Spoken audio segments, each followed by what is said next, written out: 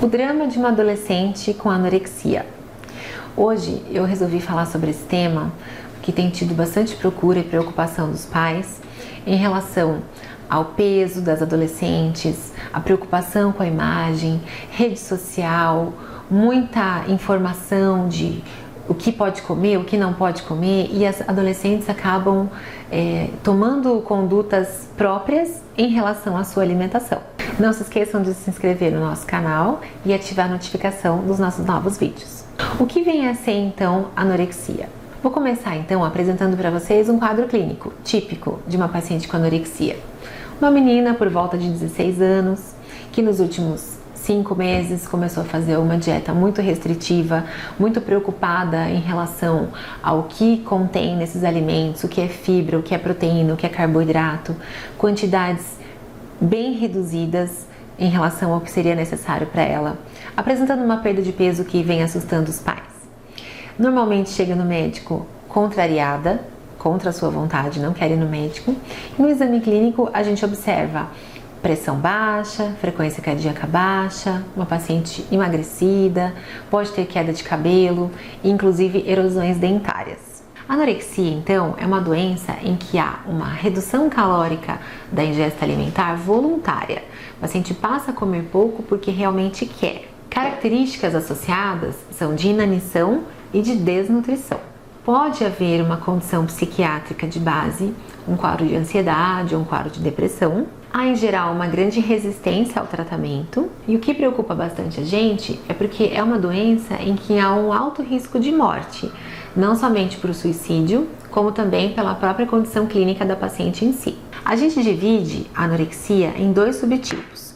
Um tipo que seria somente restritivo, então a paciente realmente só come muito pouco, ou um tipo em que há associação com o que a gente chama de binge eating, ou seja, compulsão alimentar. Ela tem alguns episódios em que ela come muito e pode apresentar purgação, provocar vômitos e aí sim causar erosão dentária, como no caso citado. Há normalmente um medo intenso de ganhar peso, uma preocupação extrema com alterações de gramas na balança. Um foco muito forte no preparo dos alimentos, a paciente se interessa muito em saber se foi colocado óleo, que tipo de óleo, como foi feito o cozimento, detalhes, muitos detalhes. Os pacientes querem saber muitos detalhes em relação ao alimento. É uma doença que ocorre, 92% dos casos são mulheres, 8% só são em homens. E calcula-se que o risco de suicídio nessa população seja 18 vezes maior do que da população geral. Os fatores de risco para uma menina desenvolver, então, anorexia seria ela ter alguma história de trauma na sua infância, viver em uma sociedade em que há um grande foco na aparência, então isso a gente vê muito hoje em dia, né? As meninas vêm, às vezes no consultório, com fotos de como querem que o abdômen fique, que viu no Instagram de fulana, ciclana, beltrana, e muitas vezes isso é tudo Photoshop. Um artigo recente que saiu no New England sobre o assunto associa também o risco da anorexia a uma exposição perinatal à rubéola, parto prematuro e também a gestação múltipla. A paciente normalmente costuma ser muito perfeccionista e ter uma rigidez de personalidade. Frequentemente, essas pacientes vêm a precisar de internação hospitalar por desnutrição extrema, desidratação, a pressão fica muito baixa, bradicardia, algo que a gente chama de distúrbios hidroeletrolíticos. Então, o paciente pode realmente morrer se isso não for corrigido. Uma grande preocupação durante a internação é o que a gente chama de síndrome de realimentação. Então, a paciente vem ingerindo tão poucas calorias há tantos meses, você não pode exatamente pegar uma dieta de 2.000 calorias e prescrever para essa paciente, que ela pode piorar clinicamente. Então, para isso, a própria realimentação tem que ser monitorada. Então, a gente normalmente começa com cardápios de 1.200 calorias para essas pacientes começarem a ganhar peso. No futuro, essas pacientes têm um risco grande de osteoporose, doença renal terminal, infertilidade, e também há uma associação grande com abuso de drogas, de álcool e também de medicamentos para emagrecer sem prescrição médica. O tratamento para anorexia é psicoterapia a longo prazo. Pode ser utilizado algum ansiolítico, antidepressivo para tratar os sintomas correlacionados, mas a maioria dos medicamentos falha em aumentar o apetite, em aumentar a ingesta calórica da paciente.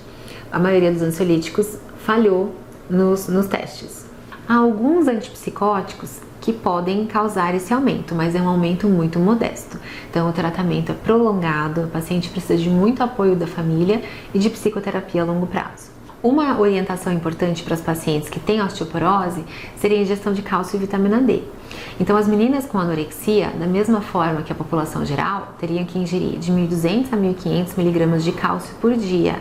Se isso não for conseguido a partir da alimentação, fazer suplementação. E também uso de vitamina D. Os contraceptivos orais também foram avaliados para tentar melhorar a massa óssea dessas pacientes, mas não houve uma melhora significativa. O melhor resultado em termos de reposição hormonal seria com o estrogênio transdérmico, alguma melhora de massa óssea. Então, se você tem uma filha, menina, adolescente, está preocupado com relação à alimentação dela, se ela vem mostrando sinais de controle extremo sobre o que come, vem perdendo peso sem ter necessidade, fique de olho. Procure um endocrinologista, um nutrólogo para avaliar essa situação, porque isso pode desencadear um quadro de anorexia grave, precisando de internação e podendo levar até o óbito. Um abraço e até mais!